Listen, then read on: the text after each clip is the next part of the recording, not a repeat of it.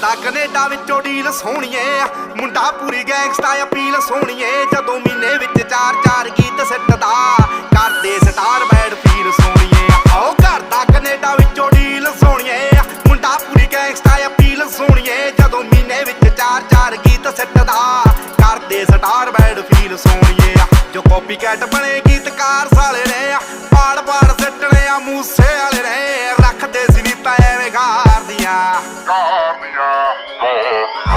ਸਿਰ ਉੱਤੋਂ ਲੰਘਣ ਥਲਾਈ ਕਰਕੇ, ਉੱਚੀਆਂ ਨੇ ਗੱਲਾਂ ਤੇਰੇ ਯਾਰ ਦੀਆਂ, ਉੱਚੀਆਂ ਨੇ ਗੱਲਾਂ ਤੇਰੇ ਯਾਰ ਦੀਆਂ, ਉੱਚੀਆਂ ਨੇ ਗੱਲਾਂ ਤੇਰੇ ਯਾਰ ਦੀਆਂ।